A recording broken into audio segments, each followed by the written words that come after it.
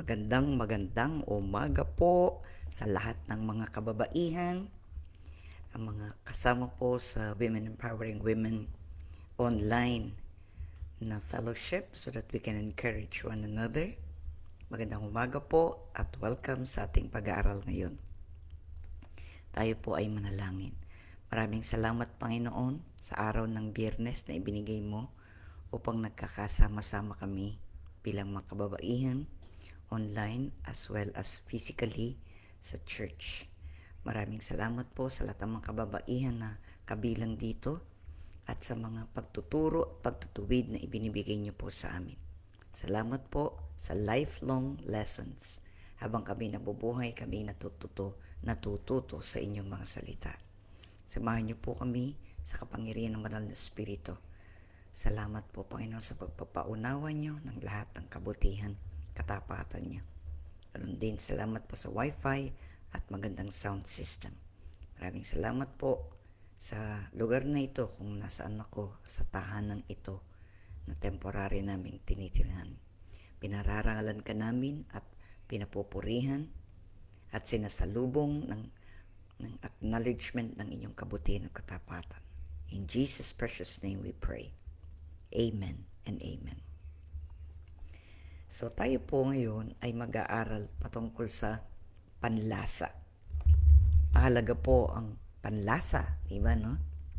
Lahat naman po tayo may bibig at tayo binigyan ng Panginoon ng pagkain.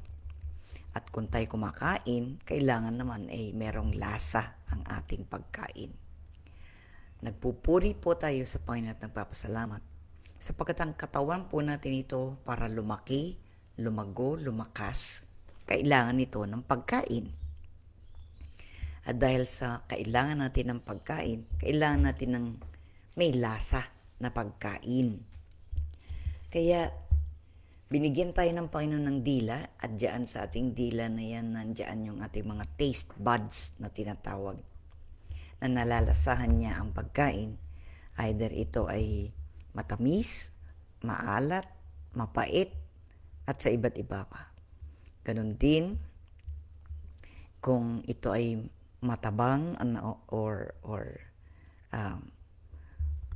may sabaw, may soup, lahat ng iyan. So we are thankful and grateful that God has provided for this body, ang ating katawan, at ganon din ang lahat ng mga halamanan, lahat ng mga puno, lahat ng mga vegetables, lahat ng mga animals, lahat iyan ay nilalang ng Diyos para sa atin at para tayo makakain. So we get our food from the food source, first from the Lord at pagkatapos nun physically. Pero bago natin pag-usapan ang physical na pagkain, ay tignan muna natin ang sinasabi ng Diyos patungkol sa kanyang salita na ito ay ating lasahin. Ayan. Good morning, Sister Evelyn Oblea. Ayan. So magbabasa tayo in Psalm 34 verse 8. Psalm 34 verse 8. Ganito po ang nasasad. O taste and see that the Lord is good. How blessed is the man who takes refuge in Him. Napakaganda po na ito ay ating nauunawaan. Sabi niya, taste and see. Ano pong ibig sabihin ng taste and see? Ibig sabihin nun, lasahan mo ng maayos ang salita ng Diyos. Taste and see that the Lord is good. Kung seryoso tayong nag-aaral ng salita ng Diyos at ito ay ating ginagampanan kung ano ang ating natututunan, nagbabagong ating buhay. So, magmula sa salita ng Diyos, doon natin malalaman ng unang first hand, ika nga. Hindi second hand. Yung original, yan nasa salita ng Diyos na ikaw ang magbabasa. Na ikaw mismo rin, hindi lang sa pagbabasa, kundi mararanasan mo ang Panginoon. Na ang Panginoon ay mabuti. Taste and see that the Lord is good. Biro nyo po, no? Napakaganda pong comparison ito o paghahambing na ang panlasa natin ay parang pagkain, Pero totoo naman ng ating pagkain ng ating kaluluwa, ng ating spirito ay ang salita ng Diyos. Kaya makikita natin at mababasa ang lahat ng mga patungkol sa Diyos, ang mga purpose niya o adhikain, anong plano niya, ano ang tama, ano ang mali, ano ang mabuti sa lahat ng ito. At makikita natin na available ang Panginoon. Ibig sabihin, nandyan siya. Hindi siya malayo, aktibo siya, buhay siya. At mapanghahawakan natin ang kanyang mga salita. Importante po yan sa ating buhay bilang mananampalataya. Hindi tayo pwedeng mabuhay na hindi kumakain, di ba? Sa pisikal. Pwede tayong mag-fasting, okay. Ibig sabihin nun, talagang sinadya mo na hindi ka muna kakain. Pero hindi pwedeng magtagal na ikaw ay hindi kumakain o umiinom. You will surely die, mamamatay ka. So, ganun din naman sa ating spiritual na buhay. Kailangan natin ang salita ng Diyos na mapanghahawakan natin ang kanyang mga salita. Mabubuhay tayo. We live by faith. Ano po yung sinasabi noon? Nabubuhay tayo sa pananampalataya because we depend, tayo nagdidepende sa salita ng Diyos. At tayo ay nanghahawakan sa mga sinabi niya at mga pangako niya at tinutupad din natin ang mga adhikain na sinasabi niya. Kung anong nasusulat, yun ang ating sinusunod. Kaya yun ding tao na nakaranas na, nakalasa na ng salita ng Diyos ay matatagpuan ng tunay na pagpapala, tunay na kagalakan, tunay na hindi ka man marami sa pera. Ang pera, hindi yan na nagbibigay kasiyahan sa tao. Maraming taong mayayaman, pero kailangan nilang gwardyahan ang kanilang kayamanan. Kailangan may security sila sa lahat ng iyan. Pero ang isang mananampalataya, hindi na iyon kailangan. We are secured. Tayo binabantayan ng Panginoon. Tayo binibigyan ng proteksyon. Hindi tayo masasaktan. Hindi tayo mapapahamak kapag ang Panginoon ang kasama natin. Kaya, ang totoong kagalakan at kasiyahan ay nasa Panginoon. Hindi ito nasa mga bagay dito sa lupa. Hindi sa mga bagay na nakikita. Kaya sabi niya, taste and see that the Lord is good. Tikman mo, sabi niya, at makikita mo na ang Panginoon ay mabuti. Lahat po tayo ay may patotoo sa kabutihan ng Panginoon sa atin. Na kung minsan tayo ang nagkukulang, pero hindi siya magkukulang sa atin kailan pa man. Laging available ang lahat ng ating kailangan. Hindi mawawalan ng stock, ika nga. Diba sa grocery store, ang mga tao namimili, pero kailangan nag-i-stock sila sapagkat kailangan laging may available. Ang atin pong Diyos, hindi na kailangan mag-stock. Everything is available. Lahat ng ating kailangan ay sa Kanya matatagpuan. Kahit na pinakamaliit hanggang pinakamalaki, kailangan natin ang Panginoon. Kaya sabi niya, tikman mo, lasahin mo ang Panginoon. Napakabuti po niya. Lahat na ng kailangan mo, kung kailangan mo ng pag-ibig, matamis ang pag-ibig ng Diyos. Napakatamis. Hindi magmamaliw, hindi Kanya pababayaan, ni iwanan pa man.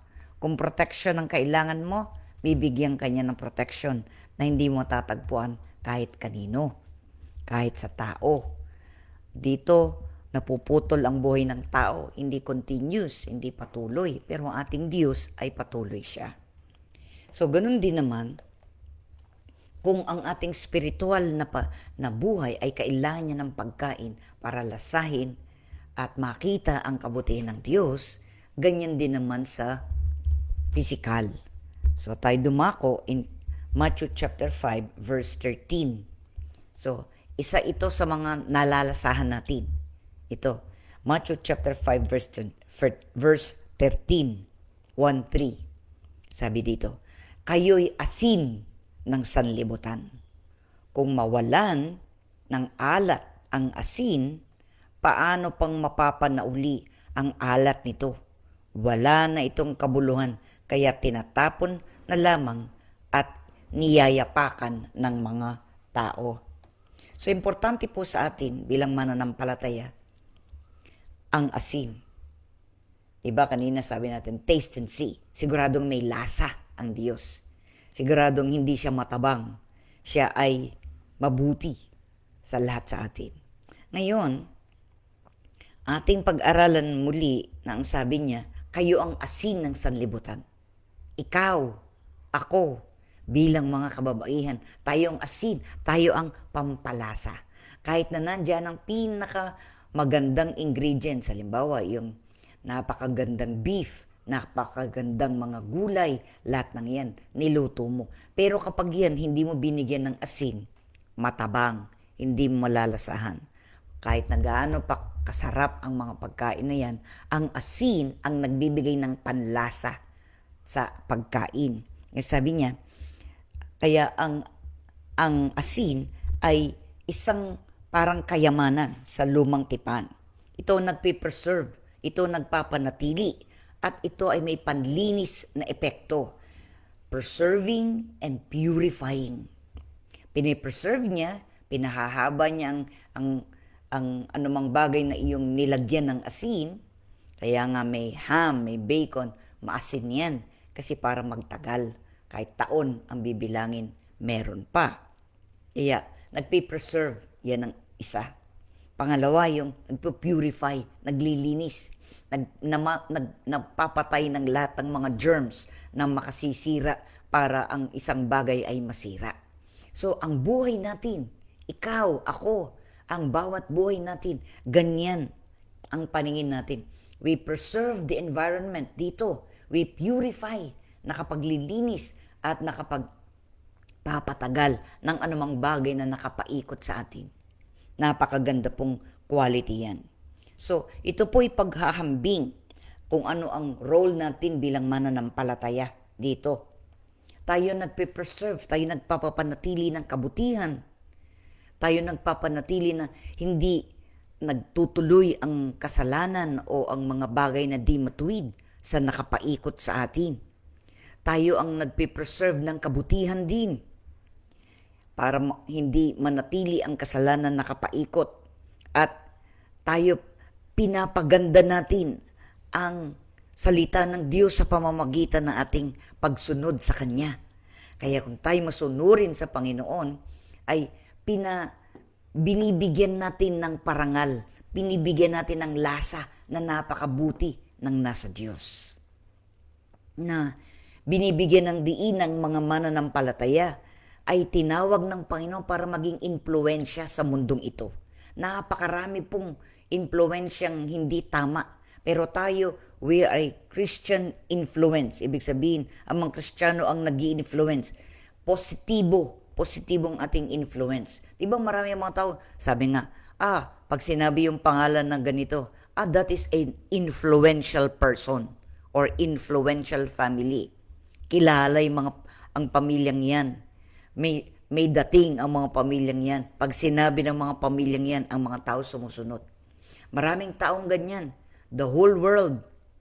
Ganun din ang buhay natin. Bawat isa, ikaw at ako, ang role natin ay maging influensyahin natin ang mundong ito ng positibong kapamaraanan para tayo mamuhay. Mamuhay tayo na nagpapahayag, nagre-reflect, nakikita na nagiging first-hand experience ng ibang tao ang tunay na pag-iibig, ang tunay na katotohanan, ang tunay na kaligtasan. Maraming mga tao halimbawang hindi man mabasa yung Biblia, pero mababasa nila ang ating buhay. Mararanasan nila kung totoo tayong Kristiyano, hindi tayo peke na Kristiyano, yung totoo. Kaya mahalagang ikaw at ako ay may lasa. May lasang espiritual ang salita ng Diyos para sa ating buhay, para tayo ay lumago, lumaki, para tayo maging matibay, para tayo ay magpatuloy na isang mananampalataya. Kung gaanong ang pagkain ay kailangang may lasa. Kung walang lasa ang pagkain, kahit na gaano kaganda at pinagsama-sama yung mga ingredients na yan, hindi mo pa rin masasabing masarap kasi walang asin. Kaya importante po yung asin sa bawat buhay natin. Ayan, sabi ng Panginoon, you are the light, you are the salt of the earth. tayo, kayo'y asin sa sanlibutan. Matthew chapter 5 verse 13. Kung mawala ng alat ang asin, paano pang mapapanauli ang alat nito? So dun po sa verse 13, kayo'y ilaw sa sanlibutan. Hindi may tatago ang isang lungsod na nakatayo sa ibabaw ng burol. Di lamang tayo yung salt, tayo rin yung light. Sapagkat tayo nagliliwanag sa Panginoon, ang kaliwanagan ang nasa atin na, so nagliliwanag tayo. May lasa pa tayo. Taste and see. Kaya nga, malalasahan nila ang kabuti ng Diyos sa pamamagitan ng ating matuwid na buhay. Amen po. Tayo po'y manalangin. Lord, maraming pong salamat sa quick exhortation na ito para sa mga kababaihan. Salamat po na ang bawat isa sa amin ay may lasa ang buhay. May lasa kami. Kapag kami nasama sa iba, kami nagiging ilaw. Kami yung nagbibigay ng magandang impluwensya, positibong impluwensya. Ang mundong ito ay patuloy na nasisira, nagdidecay. Pero kami ang pampapreserve para hindi ito tuloy-tuloy na masira. At kami rin ang hindi rin masira morally ang mga tao sapagkat nakikita nila kami. Maraming salamat sa bawat role na ibinigay niyo sa amin. Sa bawat impluwensya na ibinigay niyo. Magmula sa aming pamilya, sa aming asawa at mga anak, sa mga apo kung meron na, at sa lahat nakapaikot sa amin, sa aming mga kamag-anakan, sa aming mga kapitbahay, sa mga kaeskwela, sa paaralan, sa trabaho, saan man kami nagtutungo, sa palengke, kahit saan. We influence this world in a positive manner because we taste good. Marami pong salamat, Panginoon, sa bawat isa sa amin ay asin. Mapurihan ka at maparangalan sa bawat buhay namin. Salamat sa pagtuturo at pagpapaalala mo sa amin ngayon. Sa pangalan ng Panginoon Kristo, ito po ang aming samudalangin. Amen and Amen.